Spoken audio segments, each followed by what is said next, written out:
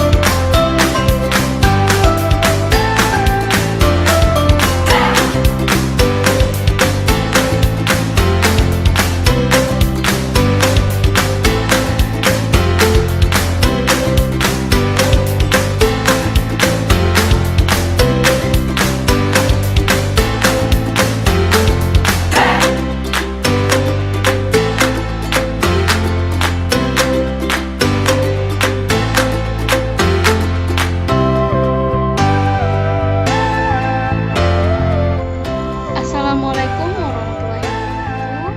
Baik, di sini Ibu akan memperkenalkan tentang kegiatan belajar mengajar di SMK Negeri 3 Mandau.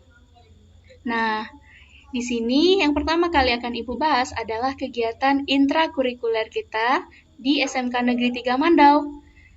Kegiatan intrakurikuler adalah kegiatan pembelajaran yang dilakukan sesuai dengan jadwal pembelajaran. Jadi, kita sudah memiliki jadwal tertentu yang mana setiap kelasnya akan diatur jam pembelajarannya, mulai dari pembelajaran muatan nasional sampai dengan kejuruan. Jadi, kalian belajarnya bisa di dalam kelas, bisa di dalam lab, kemudian bisa di lapangan, ataupun nanti di bengkel kalian masing-masing. Nah, pada gambar kalian bisa melihat mulai dari kegiatan aktif di dalam kelas sampai dengan kegiatan di dalam laboratorium ataupun di bengkelnya.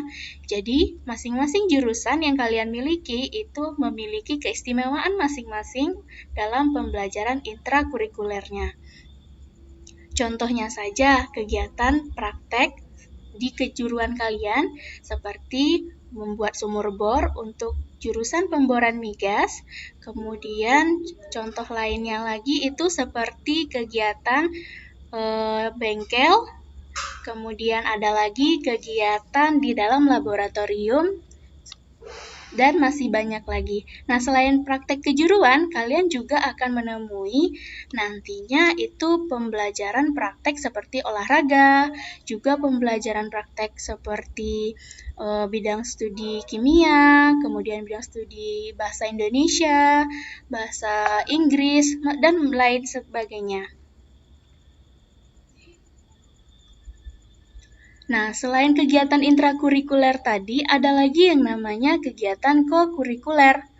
Kegiatan kokurikuler ini adalah kegiatan pembelajaran yang membantu dan menunjang kegiatan intrakurikuler. Jadi, di luar kegiatan pembelajaran kita, ada lagi kegiatan lainnya untuk menambah ilmu pengetahuan dan wawasan anak-anak ibu semua. Contohnya saja seperti yang ada di kiri dan kanan kalian. Pada slide ini, terdapat kegiatan kakak-kakak kelas kalian semua saat melaksanakan field trip dan juga magang di industrinya. Nah, kegiatan-kegiatan inilah salah satu contoh dari kegiatan kokurikuler. Ada kegiatan field trip dan juga magang saat nanti kalian sudah masuk pembelajaran tatap muka.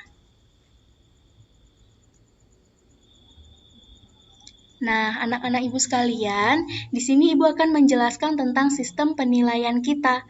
Sistem penilaian di sekolah kita itu dimulai tentunya dengan penilaian kognitif, kemudian ada penilaian afektif, dan penilaian psikomotorik. Penilaian kognitif ini adalah penilaian pengetahuan kalian. Penilaian pengetahuan kalian dapat diukur dengan melalui tugas-tugas tentunya, kemudian ulangan harian, kuis, ujian tengah semester, ujian akhir semester, semua itu dilakukan dalam rentang waktu setiap pembelajaran yang kalian lakukan dari mulai awal semester sampai dengan akhir semesternya.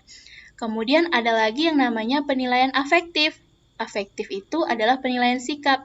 Selain sikap kalian yang dinilai, tentunya disiplin kalian dan juga kehadiran kalian di sekolah itu akan sangat mempengaruhi penilaian afektif kalian. Jadi anak-anak ibu semua, tentunya sikap, disiplin, dan kehadiran itu sangat penting untuk proses penilaian kita. Yang mana penilaian afektif adalah penilaian yang paling dijunjung tinggi. Kemudian, penilaian psikomotorik. Penilaian psikomotorik ini adalah penilaian praktek. Nah, contohnya saja seperti yang Ibu katakan tadi pada kegiatan intrakurikuler, tentunya kalian akan menemui berbagai jenis praktek, baik itu praktek dari pelajaran agama, PKN, kemudian sampai dengan pelajaran kejurusan kalian masing-masing, itu akan ada yang namanya pelajaran praktek. Nah, setiap pelajaran praktek itu tentunya kalian akan dilakukan penilaian. Oke, anak-anak ibu semua, pemantauan pembelajaran itu dilakukan mulai dari siswanya, kemudian oleh gurunya, dan juga oleh orang tuanya. Jadi, selain kalian sendiri yang memantau kegiatan pembelajaran kalian, guru kalian, dan orang tua kalian juga terlibat dalam pemantauan tersebut. Yang mana siswa, guru, dan orang tua harus saling bekerja sama agar dapat membentuk karakter dan disiplin kalian, serta kemajuan kalian, serta menanamkan pribadi yang baik untuk generasi muda penerus bangsa yang hebat tentunya. Kalian tentunya akan menjadi orang sukses dan menjadi generasi bangsa yang hebat jika kita saling bekerja sama.